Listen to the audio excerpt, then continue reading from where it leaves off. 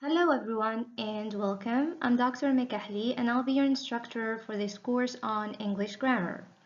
Now, before you let the word grammar scare you or maybe chase you away, let me say this.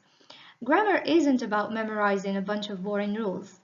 I always like to tell my students that grammar is just like a game of building blocks, in the sense that just like when you were a child building towers with blocks, grammar gives you pieces in the form of words, and then it teaches you how to put them together to create something that is solid and clear and meaningful. So, in a way, in this course, we'll learn how to play that game of building blocks skillfully. So, let's get started on building your foundation in grammar. Before we get to the course, I'd like to tell you a little bit about myself. As I've mentioned, I'm Dr. Mekahli. I'm an assistant professor in the Department of English, Faculty of Foreign Languages at the University of Oran too, Mohamed Ben Ahmed in Oran, Algeria. And you can find my email on the screen below if you ever need help or have any questions. So please don't hesitate to reach out. Now let's go over the specifications of this course. So grammar is a supervised tutorial session. It is a year-long course distributed across 2 semesters, but in this term we'll be covering the syllabus of the first semester only. It's intended for first-year students, so if you are eligible to enroll, allow me to congratulate you on passing your baccalaureate exam and wish you the best of luck as you embark on this new journey at the university. The course runs for 3 hours per week, and as for your final grade, it will be based on a continuous assessment which makes up 40% of your overall grade and the final exam which takes up the remaining 60%.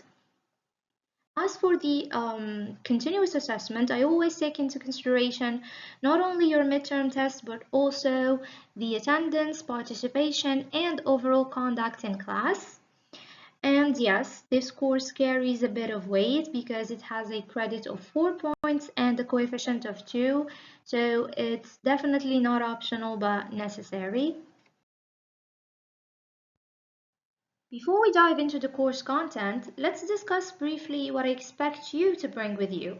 And no, I'm not referring to pens and notebooks. I'm actually referring to prerequisites, meaning the skills or let's say knowledge you should already have in order to follow this course successfully. So, as a first year student, you are expected to have basic competence in the 4 main language skills: reading, writing, listening, and speaking at, let's say, a pre-intermediate to an intermediate level. So, for example, if you can understand me now, great, that's you demonstrating the skill of listening. If you can express ideas in writing, if you can follow written instructions or have short conversations in English, then here you are in the possession of the remaining 3 skills of writing, reading, and speaking. This course aims to achieve 4 main objectives, meaning that by the end of this course, you should be able to, first of all, define and differentiate between different fundamental grammatical concepts.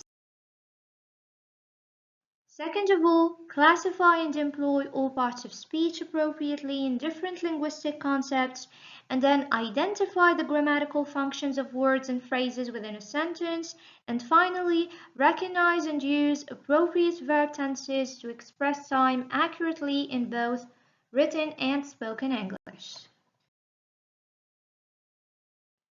Now that we've reached the course content, let me walk you through what we'll be covering. So we'll begin with an introduction to grammar, where we'll explore some of the basic concepts and terms that you'll need for the rest of the course. Once that foundation is in place, we'll move on to grammatical functions, and here we'll learn how words and phrases work together in a sentence.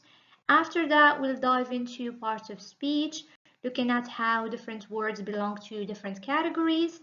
And with that understanding, we'll turn our attention to verbs and finally wrap up with English tenses. This brings us to the end of our introduction. Now that you've met me and have a clear idea of how the course works, I'll see you in the next part where we'll start with the first two lessons of this course, which lay the foundation for everything that follows.